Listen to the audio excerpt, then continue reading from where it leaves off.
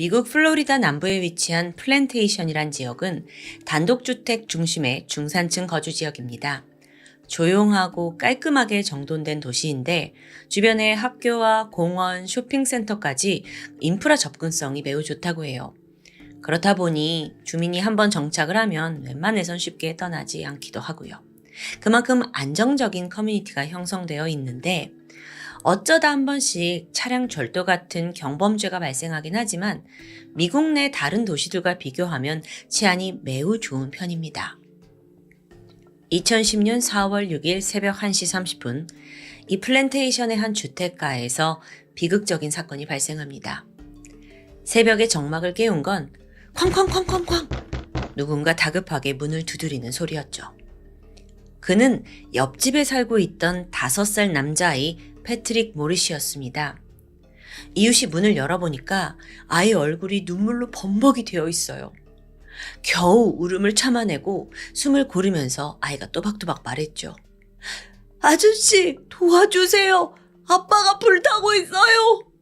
바로 시선을 돌려보니까 옆집 모리시 가족의 집이 활활 불에 타고 있었어요.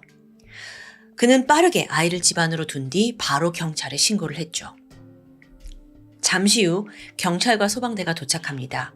그리고 이 화재가 난 현장에서 패트릭의 엄마 48살 린다 케이 모리시를 구출해내는데요.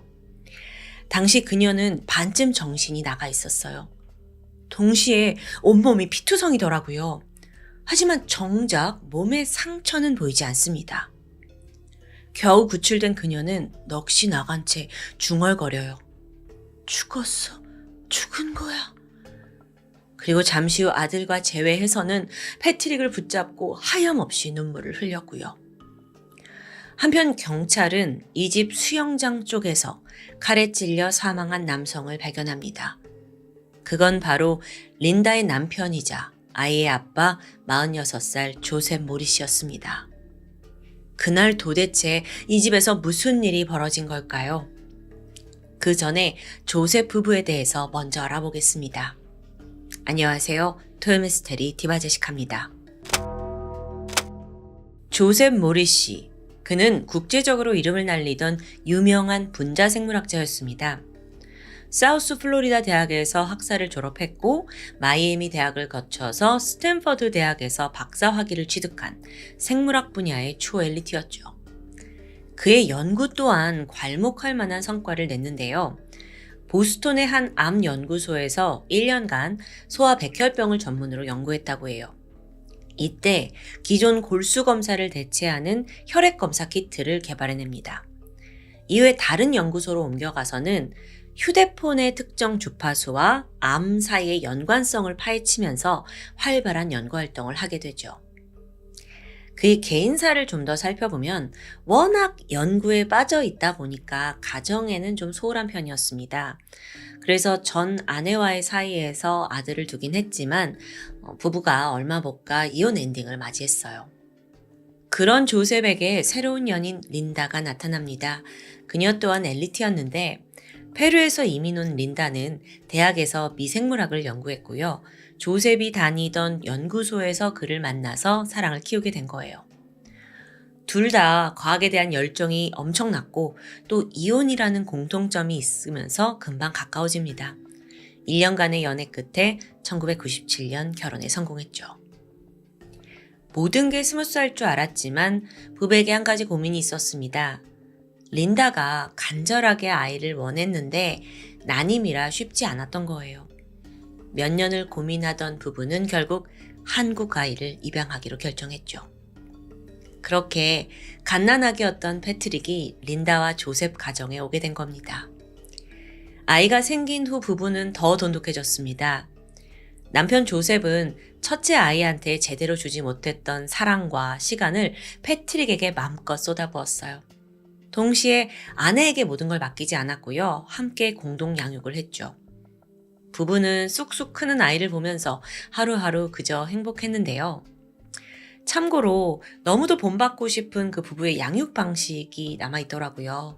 이른 아침에 남편은 루틴대로 조깅을 나가서 즐기면 와이프 린다는 아침을 준비하고 아이를 챙깁니다. 그러다 조셉이 집에 돌아와서 여보 이제 내가 애 볼게 하고 아들 패트릭을 챙기는 사이 린다 또한 여유롭게 출근 준비를 할 수 있었다고 해요. 이렇게 부부가 워낙 서로를 잘 돕고 산 덕에 양육은 전혀 짐이 아니었습니다. 그렇다 보니 패트릭이 어느 정도 나이를 먹고는 부부가 이제는 우리가 두 번째 아이를 한국에서 입양하자라고 결심하게 됩니다. 그렇게 부부가 한 여자아이를 마음에 두게 돼요. 근데 안타깝게도 아이가 9개월을 앓고 있었습니다. 선천적으로 입 천장이 갈라진 채 태어난 거죠. 이럴 경우 반드시 수술이 필요한데 그동안 아이한테 장애가 있다 보니까 입양 선호도가 높지 않았다고 해요. 근데 사연을 접한 모리 씨 부부가 선뜻 손을 내밉니다. 아이에게 엘리자베스라는 이름을 지어줬고요. 조만간 집에 데려와서 수술도 시켜주고 또 첫째 패트릭에게 소개도 시켜주고 둘째로 받아들일 준비에 한참 설레어 있었죠. 하지만 그러던 중 조셉이 사망하게 되는 비극이 발생한 겁니다. 사건 당일은 너무도 평범한 날이었습니다. 퇴근하고 들어온 부부는 아이와 함께 식사를 했고요.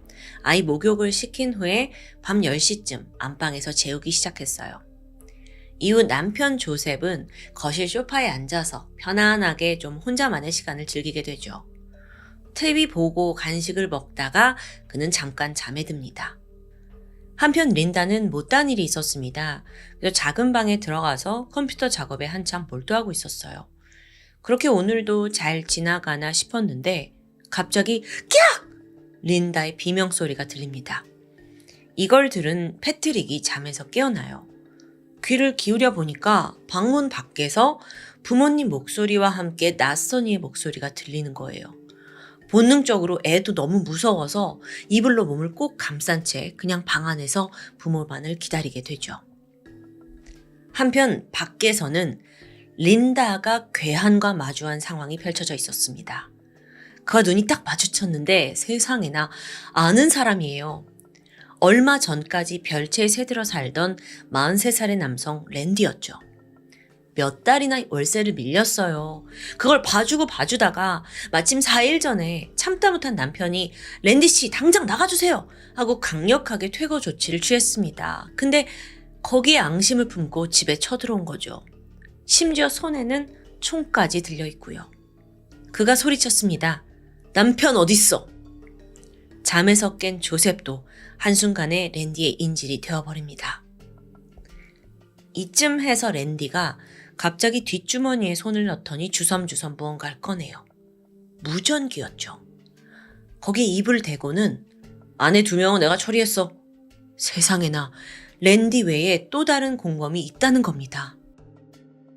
그는 계속해서 부부를 위협하면서 일단 케이블 타이로 손을 결박하게 만듭니다. 나를 감히 쫓아내? 그런 부부에게서 뭘 원하는 걸까? 현금이었어요. 돈만 내놔라. 나 수준이 나가겠다. 일 어렵게 만들지 마라. 경고를 했죠. 근데 문제가 있었습니다. 이 모리 씨 부부가 평소에 전혀 현금을 쓰지 않아요. 그래서 당시 지갑을 열어보니까 고작 $2가 들어있더라고요. 부부가 난처해하면서 내가 지금 가진 돈이 없다 고백을 합니다. 하지만 근처 ATM에 가서 돈을 뽑을 수 있다 라면서 범인 랜디를 막 달랬죠. 그리고 이때 엄마 린다 머릿속에는 지금 혼자 안방에 남겨져 있는 아들에 대한 걱정뿐이었어요. 그래서 범인한테 아이가 혼자 있으니 나는 집에 있겠다. 남편과 함께 ATM 가서 돈 뽑아서 가져가라. 라고 막 무릎 꿇고 빌게 됩니다. 사실 생각을 해보면 지금 무전을 했다는 건 주변에 누가 또 있다는 거잖아요. 그러니까 도저히 이 애를 혼자 두고 갈 수 없는 거예요. 하지만 범인은 그녀의 말을 가볍게 무시했고요. 부부를 모두 강제로 차에 태웠죠. 잠시 후 ATM기에 도착합니다. 이때 조셉이 현금 인출을 시도하는데 통장에 $5,000 정도가 있었어요. 그래서 그걸 뽑아서 주려고 했죠? 근데 이게 웬 운명의 장난일까요? 새벽 시간이라 이 기계에 현금이 부족했는지 겨우 $500만 인출이 가능했습니다. 500불을 건넸죠. 그러니까 범인은 코웃음을 칩니다. 야, 겨우 500불? 그리고 다시 차에 태워서 세 사람이 집으로 돌아가요. 그런데 가는 내내 부부는 너무도 불안했죠. 그나마 우리가 지금 뽑을 수 있는 돈 다 줬는데 왜 그는 달아나지 않고 다시 우리 집으로 돌아가지? 어떻게 해야 하는 거지? 정말 저 총으로 우리 가족을 죽이려는 걸까? 죽음에 대한 공포와 함께 혼자 남은 아들에 대한 걱정이 너무도 컸습니다. 그리고 집에 도착하자마자 랜디가 범인이 두 사람의 머리 위에 수건을 씌워요. 시야를 가리는 거죠. 그리고 안방으로 데리고 들어가는데 거기에 아들 패트릭이 여전히 누워 있더라고요. 조용히. 범인이 잠시 자리를 비운 사이 아빠 조셉이 아들에게 말합니다. 패트릭, 지금부터 아빠랑 게임을 하나 할 거야. 누워서 자는 척하는 게임이야. 아빠 위에서 할 수 있지? 무슨 소리가 들려도 절대로 눈을 뜨거나 일어나면 안 돼. 우리 아들 참 착하지? 아빠의 말에 패트릭은 눈을 꼭 감고 다시 이불을 덮어요. 그리고 이때 범인들이 방에 오더니 조셉을 먼저 데려갑니다. 린다가 울면서 애원을 했지만 소용이 없었어요. 방밖 멀리서 남편이 목숨을 구걸하는 소리가 들렸습니다. 아내와 아이들이 있다면서 제발 살려달라고. 그 말이 끝나자마자 신음소리가 들렸죠. 범인들이 칼로 그를 공격한 겁니다. 그날 조셉은 동맥이 잘리면서 과다출혈을 일으켰고 그대로 현장에서 사망했습니다. 그렇게 범인들은 조셉에게 나름의 복수를 한 거예요. 그리고 이제 남은 건 증거를 없앤 일이겠죠. 그 증거는 아내 린다와 아들 패트릭도 포함되어 있습니다. 둘을 직접 죽이려고 시도하진 않았고요. 대신 집 곳곳에다가 휘발유를 뿌리고 마지막 라이터를 붙인 후 범인들은 빠르게 도주했습니다. 한편 안방에 있던 린다는 머릿속이 하였어요. 아들을 데리고 도망쳐야 했는데 발목이 케이블 타이로 묶여있던 거예요. 그리고 집안엔 이미 매캐한 냄새가 퍼지고 있고요. 당시 린다가 믿을 만한 데라곤 아들밖에 없었습니다. 그래서 패트릭, 얼른 주방에 가서 가위 좀 가져올래? 아이가 차분히 엄마의 지시를 따라요. 가위를 가져왔고 그 작은 손으로 엄마를 묶고 있던 케이블 타이를 끊어냈죠. 그러자마자 린다는 아이를 안고 집 밖으로 뛰어나갑니다. 그런데 아직 끝이 아니에요. 5살 패트릭에게 두 번째 임무를 줬죠. 아들, 옆집에 가서 얼른 도움을 요청해, 어? 이 말이 끝나자마자 린다는 남편을 구하기 위해 불길이 솟구치는 집 안으로 들어갑니다. 가보니까 남편은 이미 피를 흘린 채 사망한 후였어요. 하지만 도저히 그 뜨거운 불 속에 남편을 두고 갈 수가 없는 거예요. 그래서 일단은 이 집에 불길이 닿지 않는 수영장까지 남편의 시신을 끌고 갑니다. 그 사이 패트릭은 이웃에게 도움을 요청했고요. 잠시 후 경찰과 구조대, 소방대가 대거 집 앞으로 몰려들었죠. 결국 화재는 빠르게 진압이 되었지만 죽은 남편을 되돌릴 순 없었습니다. 그렇게 비극적인 밤은 막을 내립니다. 생존한 린다가 이미 범인을 알고 있었기 때문에 검거는 오래 걸리지 않았습니다. 범인은 랜디였고 그 외에 현장에 있던 공범은 랜디의 아들 19살 랜디 주니어였어요. 상황이 참 아이러니하죠. 필사적으로 아들을 지키려 했던 조셉과 달리 랜디는 자기 아들을 살인자로 만든 거니까요. 랜디 집을 압수수색했더니 흉기가 발견되었고요. 또 현장 곳곳에서 아들 랜디 주니어의 지문까지 검출됩니다. 증거는 충분히 수집되었죠. 마지막, 이 범인 부자의 최후는 굉장히 하찮았습니다. 두 사람이 살인을 공모했잖아요. 그런데 사형 선고를 앞두고는 갑자기 저만 살기 바쁜 모습을 보이더라고요. 서로를 이 부자가 배신해요. 그러면서 내가 아니라 아들이 꾸민 짓이다. 아니다, 내가 아니라 아버지가 꾸민 짓이다. 그러니까 서로 범죄를 몰기 바빴어요. 결국에는 아들 랜디 주니어가 모든 걸 자백하는 조건, 그 대신 사형을 면하는 조건을 받아들입니다.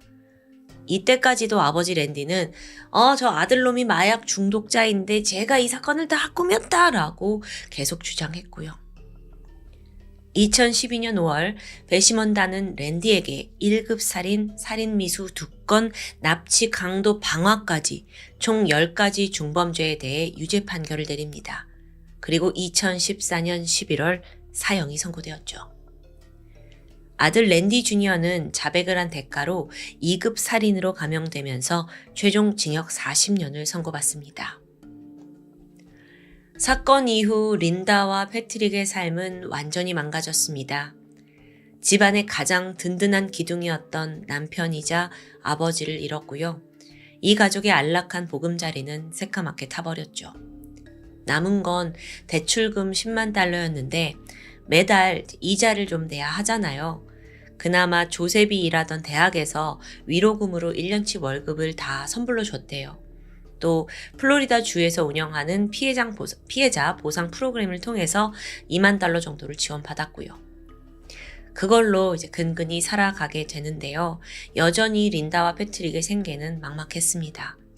심지어 린다는 계속 재판에 참석을 해야 했기 때문에 제대로 일을 할 수 없었고 동시에 사건에 대한 트라우마도 너무 강했죠. 안타깝게도 이런 고통은 패트릭도 피해갈 수 없었는데요. 학교에서 한 번은 화재 경보 훈련을 하게 되는데 이걸 하던 중 아이가 발작을 일으켰다고 합니다. 그렇게 겨우겨우 버티던 린다와 패트릭 보자 어느덧 아빠 없이 처음으로 맞이하는 크리스마스가 다가옵니다. 그리고 무심코 아들이 쓴 편지를 본 엄마는 억장이 무너졌습니다. 그 편지에는 아빠, 하늘에서 잘 지내세요. 정말 사랑하고 보고 싶어요. 패트릭. 아이가 준비한 작은 상자 안에 그 만화 토이스토리에 등장한 영웅 버즈 라이트이어 아시죠? 그 피규어가 들어있었대요. 눈에 띄는 건 인형 발목에 케이블 타이가 묶여 있었다고 합니다. 패트릭이 사건 당시 마지막으로 본 아버지의 모습을 표현한 거죠. 이걸 본 린다는 쏟아지는 눈물을 도저히 참을 수 없었다고 말합니다. 마지막으로 조셉의 묘비에는 영원히 함께라는 글이 적혀 있습니다. 비록 몸으로 함께하진 못하지만 그의 영혼이 영원히 가족들과 함께 있길 바랍니다. 지금까지 토요미스테리 디바제시카였습니다. 안녕하세요. 토요미스테리 디바제시카입니다. 2008년 3월 24일 미국 아이오와주 911 센터에 그날은 유독 연이어 신고가 들어왔던 날입니다. 동이 막튼 새벽 6시 31분 911에 전화를 건 남성은 다짜고짜 베링턴 629번지로 가주세요. 빨리요. 추수한 말하면서 출동을 요청하는데요. 확인해보니 거긴 아이오와 시티에 있는 한 가정집이었죠. 상황실 직원이 무슨 일인 거냐? 라고 물었지만 전화는 그대로 끊겨져 버렸습니다. 911은 일단 신고가 접수되면 출동을 하는 게 원칙이기 때문에 직원은 서둘러 방문할 수 있는 근처 경찰을 호출합니다. 그런데 불과 5분 후인 새벽 6시 36분 또 다른 신고가 접수됩니다. 이번엔 아이오와시 외곽에 위치한 80번 고속도로에서 화재가 났다는 전화였어요. 차량 한 대가 중앙분리대의 콘크리트 기둥과 충돌을 한 후에 화염에 휩싸였다는데요. 급히 소방대원이 출동을 했는데 가보니까 이미 운전자는 전신에 화상을 입고 사망한 상태였습니다. 당시 차량도 그리고 시신도 화재로 상당히 훼손이 된 상태였어요. 그래서 운전자의 신원을 확인하는 데는 꽤 시간이 걸릴 수밖에 없었죠. 같은 시각 경찰은 베링턴 629번지 앞에 도착했습니다. 이곳은 동네에서도 꽤 규모가 있는 단독주택이에요. 몇 번이나 초인종을 눌렀지만 응답이 없었고요. 결국 경찰은 뒷마당을 통해서 실내로 진입합니다. 보니까 이 집에 아이들이 있는지 마당에는 그네가 설치되어 있더라고요. 창문 너머 보니까 집안 곳곳에 여러 개의 장난감이 널려 있습니다. 직감적으로 적어도 2 이상의 애들이 살고 있는 가정집으로 보여요. 잠시 후 집 안으로 진입한 경찰. 그런데 내부는 이상하리만치 고요했습니다. 경찰이 긴장감 속에서 수색을 시작했죠. 그리고 얼마 후 1층 작은 방에서 피투성이가 된 어린 여자아이가 발견됩니다. 이미 숨은 끊어진 상태였어요. 그리고 곧이어 2층 침실로 올라간 경찰은 그곳에서 무려 4구의 시신을 추가로 발견합니다. 여러분, 총 집 안에서 5구의 시신이 발견된 정황이에요. 그중 1구는 성인 여성, 나머지 4구는 모두 10살 미만의 어린아이들이었습니다. 그런데 눈에 띄는 특이점이 있었죠. 성인 여성은 백인이었지만 그 외의 아이들은 모두 검은 머리의 동양인이었다는 점입니다. 이들의 신원은 집주인 42살의 여성 쉐릴 슈펠, 그리고 그녀가 입양한 한국인 자녀 10살 이든, 8살 세스, 5살 미라, 3살 엘레나였습니다. 한국 아이들이었어요.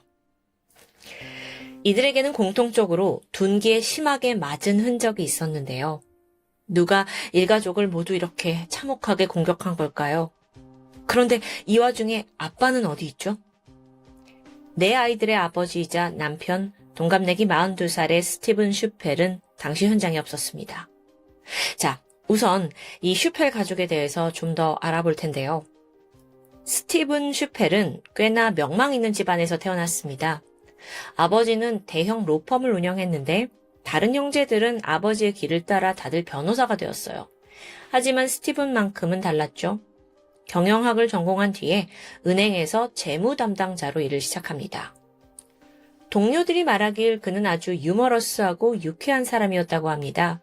운동도 좋아했는데 쉬는 날이면 농구, 테니스, 골프, 낚시까지 골고루 즐겼고요. 지난 1985년 그는 작은 술집에서 쉐릴과 만나 사랑에 빠졌습니다. 그녀는 대학에서 교육학을 전공했고 아이들을 굉장히 좋아하는 애정 넘치는 여성이었는데 둘은 5년의 연애 끝에 1990년 결혼식을 올리게 되죠. 당시 쉐릴은 초등학교 선생님으로 재직 중이었고 스티브는 어느덧 은행에서 임직원의 자리까지 올라가게 돼요. 부부는 결혼을 한 직후에 되도록 많은 자녀를 갖길 원했지만 몇 년이 지나도록 둘 사이에 아이가 생기지 않아 고민이었습니다. 결국 부부는 깊은 생각을 한 끝에 입양을 결정합니다. 그런데 미국의 경우 아무리 입양을 하더라도 아이 친모 또는 친부의 요구사항을 들어주거나 또는 주기적으로 만남을 갖게 하는 이런 권리를 주장하면 그걸 들어줘야 되는 사례가 많다고 해요. 부부가 생각을 했을 때 자기들 외에 또 다른 부모가 양육에 간섭하는 건 좀 마음에 걸렸던 겁니다. 그래서 다른 방법을 모색하는데 그게 바로 외국인 입양이었죠. 물론 돈이 더 들기는 하지만 이럴 경우 부부가 좀 더 자유롭게 자기들만의 방식으로 아이를 키울 수 있으니까요. 이후 슈펠 부부는 한국인 입양을 결심했습니다. 그래서 첫 아이를 데려왔죠. 그런데 보니까 백인들만 가득한 이 동네에서 동양인 아이 혼자 자란다는 게 좀 외롭게 느껴졌어요. 그래서 이후 부부는 몇 년에 걸쳐 무려 3명의 한국 아이를 더 입양합니다. 총 4명의 한국 아이 부모가 된 거죠. 시간이 흘러 2008년, 장남인 이든은 어느덧 초등학교 4학년이 되었고요. 골프와 축구를 아빠와 함께 즐기는 의젓한 아이로 자랐습니다. 8살 둘째 아들 세스는 정원에서 토끼돌 보는 걸 좋아하는 굉장히 다정한 성격이었다고 해요. 셋째 딸 5살 미라는 활기찬 장난꾸러기였고요. 막내딸 3살 엘레나는 유독 그렇게 공주 드레스를 좋아하고 맨날 이걸 입고 나가고 싶어하는 아이였습니다. 엘레너가 신장병이 있어서 치료를 받고 있긴 했지만 늘 웃음을 잃지 않는 밝은 아이였죠. 부부는 지극정성으로 아이들을 돌봤습니다. 쉐릴은 아예 육아에 전념을 더 하기 위해서 교사직을 그만뒀어요. 또한 한국 태생의 자기 아이들이 뿌리를 잊지 않았으면 하는 마음에 한국어 개인 교사까지 고용합니다. 실제로 아이들의 방에 가보니까 한글 교육용 가나다라 이 글자판이 붙어 있었다고 해요. 쉐릴이 어느 정도로 섬세했냐면 아이들의 머리를 자기가 이제 직접 잘라주다 보니까 이 동양인의 두상이 백인들과는 조금 다르다는 걸 깨달았어요. 그래서 굳이 동양인 미용사가 있는 미용실에만 아이들을 데려갔을 정도였고요. 이 자녀들이 점점 성장하면서 부부는 더 나은 환경을 주고 싶었습니다. 그래서 마당이 넓고 침실 5개가 딸린 큰 주택으로 이사를 하게 돼요. 슈펠 가족은 매주 다 함께 성당에 나갔고 아이들도 다 거기서 세례를 받았고요. 이뿐만 아니라 부부는 자선 사업에도 관심이 많았습니다. 그래서 아이들이 다니는 학교, 성당, 병원에다가까지 상당한 금액을 기부했어요. 자녀들의 생일이 되면 한국에 있는 보육시설에도 기부금을 보냈고요. 정말 선한 영향력을 몸소 실천하고 있는 완벽한 가족인 줄 알았죠. 사건이 발생하기 하루 전날인 2008년 3월 23일 일요일. 부활절을 맞아서 아침 9시 반부터 가족은 다 같이 예쁜 정장을 차려입고 성당의 모습을 드러냈습니다. 모든 건 평소과 같았어요. 이상한 낌새요? 전혀 느껴지지 않았죠. 그날 저녁 8시, 평소 알고 지내던 친구 부부가 슈펠 가족의 집을 찾아왔습니다. 화기애애한 분위기 속에서 웃고 떠들면서 저녁 식사했고요. 다 돌아갔는데 그게 슈펠 가족의 마지막 화목한 모습이었죠. 바로 다음날 아침에 일가족 6명 중에 아내 셰릴과 아이들 4이 다 처참하게 살해당한 채 발견된 겁니다. 이게 무슨 일이에요? 자, 그러면 더 문제는 나머지 한 사람, 아버지 스티브는 도대체 어디에 있는 거냐고요. 집안을 수색하던 경찰은 그의 차량이 사라진 걸 눈치챘습니다. 그래서 그걸 수배하려고 번호를 검색했는데 뜻밖의 사실이 드러났죠. 같은 날 아침 아이오와 고속도로에서 난 화재 사고 차량이 바로 스티븐의 것이었던 겁니다. 즉 현재로선 그도 사망한 상태라는 얘긴데요. 이거 도대체 어떻게 된 건지. 근데 이때쯤 경찰이 이 집안에 있던 식탁에서 노트 4장 분량의 메모를 발견하게 돼요. 스티븐이 자필로 남겨둔 건데 이 메모를 통해서 얽히고 얽힌 이 사건의 전말을 확인할 수 있었습니다. 지난 3월 23일 밤 11시 반, 가족들이 모두 고운히 잠든 시각에 스티븐은 돌연 악마로 돌변했습니다. 그는 2층 침실에 있던 아내 쉐리를 야구 방망이로 3개 내리쳐서 살해했고 이후 어디론가 전화를 걸게 돼요. 바로 아버지와 형이 일하던 법률사무소 사무실이었죠. 그런데 일요일 밤 11시 반이잖아요. 아무도 전화를 받지 않습니다. 그래서 자동 응답기로 넘어갔는데 여기에 스티븐이 이런 말을 남겨요. 우리 가족은 천국에 있습니다. 이후 스티븐은 4명의 아이들을 다 깨워요. 그리고 차고로 불러 모았습니다. 아무도 나갈 수 없게 차고 문을 단단히 잠궜고 이후 자동차 시동을 켜두는데요. 그러니까 이게 일산화탄소 중독을 노린 거죠. 하지만 이게 생각보다 시간이 오래 걸렸는지 계획을 바꾸게 됩니다. 스티븐은 다시 아이들을 집 안으로 들여보냈어요. 그리고 1층 놀이방에는 막내 엘레너를 뒀고 나머지는 2층 침실로 올라가게 했죠. 그리고 나서 한 명 한 명 대량 살상이 차례로 자행되었습니다. 무기는 야구 방망이였고요. 아이들은 상반신을 집중 구타당한 채 쓰러져 갔어요. 이 아이들 몸에 저항의 흔적이 없었어요. 또 체내에 수면제 같은 약물도 검출되지 않았고요. 그러니까 악마로 돌변한 아버지가 자식들을 살해하는 그 순간 아이들 모두 맨정신으로 저항조차 해보지 못한 채 죽어갔던 겁니다. 새벽 3시 45분, 이 처참한 살인을 끝낸 스티븐은 자신의 직장 은행 사무실로 돌연 전화를 걸었습니다. 이때 그가 남긴 내용은 공개되지 않았어요. 업무에 관련된 내용이었던 것 같아요. 그리고 바로 5분 뒤인 새벽 5시 50분, 그는 부모님 집에 전화를 해서 자동응답기에 메시지를 남깁니다. 제가 한 일이 후회되지만 어쩔 수 없는 선택이었습니다. 아니, 이 사람 후회를 하긴 하는 거예요. 근데 뭐가 어쩔 수 없다는 거예요. 이후로도 기이한 행동은 계속돼요. 몇 번씩이나 부모님 집에 전화를 걸고 응답기에다가 자기가 지금 뭘 하고 있는지 낱낱이 음성으로 남겨두는 겁니다. 방금 강에 뛰어들어가서 죽으려고 했어요. 근데 몸이 쉽게 가라앉질 않네요. 그러니까 가족들을 살해한 후에 아이와 강으로 가서 투신을 시도한 거예요. 하지만 이게 실패했죠? 자, 그리고 어느덧 시간이 지나서 새벽 6시 31분 911에 전화를 해서 베링턴 629번지로 출동해달라 라고 직접 신고를 한 것도 스티븐이었습니다. 그리고 나서 그는 가족용 밴을 몰고 고속도로에서 분노의 질주를 시작합니다. 점점 속도가 올라가더니 결국 스티븐은 중앙 분리대를 들이받는 사고를 일으켜요. 그러면서 차량에 불까지 붙고 화재가 이어졌던 거고요. 제가 이걸 설명을 하면서도 몇 번이나 울컥했는데요. 아무래도 피해자 아이들이 한국인 입양 아이들이라서 더 감정이입이 됐던 것 같아요. 이 애들이 도대체 무슨 죄예요? 왜 이러는 거냐고요. 애들 위해서 큰 집으로 이사하고 또 여기저기 기부하고 모든 게 완벽해 보였잖아요. 근데 도대체 왜요? 이 서막을 알아보니 부부가 내 아이를 입양하고 얼마 지나지 않은 2000년으로 거슬러 올라갑니다. 당시 스티브는 회사에서 승승장구하면서 승진 거듭했고 마침내 은행 부사장 자리까지 올라갔죠. 그런데 이런 성공과 동시에 스티븐의 부담도 가중되고 있었습니다. 가족은 많이 불어났어요. 생활비가 훨씬 늘어났죠.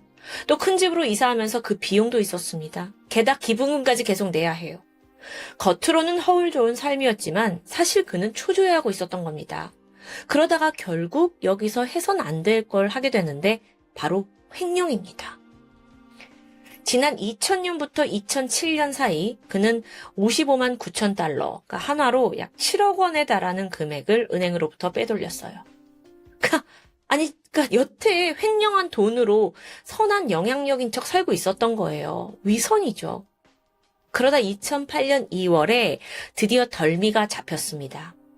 은행으로부터 횡령 그리고 돈 세탁 혐의로 기소가 됐고 회사에서 잘리고 말아요. 당연한 일이었겠죠. 사건 한 달 전인 2008년 2월 그는 법정에 출두해서 무죄를 주장합니다. 하지만 얼마 후에 FBI에게 횡령 사실을 자백한 게 밝혀졌어요. 돌이킬 수 없어요. 죄가 자명하게 드러난 거예요. 이제 그에게 남은 건 합당한 처벌뿐이겠죠.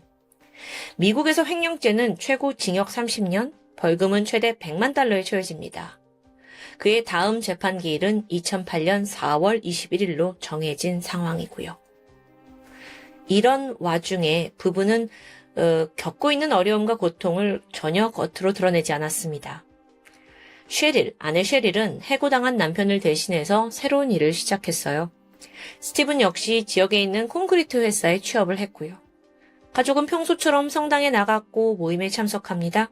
심지어 자녀들에게조차 전혀 힘든 내색을 보이지 않았다는데요. 하지만 스티븐은 자기가 저지른 일의 대가를 도저히 감당하기 어려웠습니다. 그리고 앞으로 자기가 감옥에 간다면 이 가족을 어떻게 해야 될지 모른다는 생각이 들었고요. 그 결과 내가 모두를 안고 가겠다라는 무책임하고 잔인한 생각으로 가족 살인이라는 더 큰 죄를 짓고야 말았던 겁니다. 여러분 정리해보면 지금 이 모든 게 지금 횡령죄에 걸려서 삶이 무너졌으니까 이걸 내가 못 버티겠다 해가지고 이렇게 저지른 거예요. 당장 먹고 살 돈이 없었던 것도 아니고요. 그냥 체면 유지를 못할 것 같아서 쪽팔려서 이런 거냐고요. 정말 이게 너무 화가 나는데요. 스티븐이 마지막으로 남긴 편지와 음성 메시지를 통해서 그는 계속 스트레스를 호소합니다. 횡령에 대한 사과도 있었고요. 동시에 내 가족들이 치욕을 안고 살 순 없다라는 말을 남겼는데 이 부분에 대해 여러분은 어떻게 생각하세요?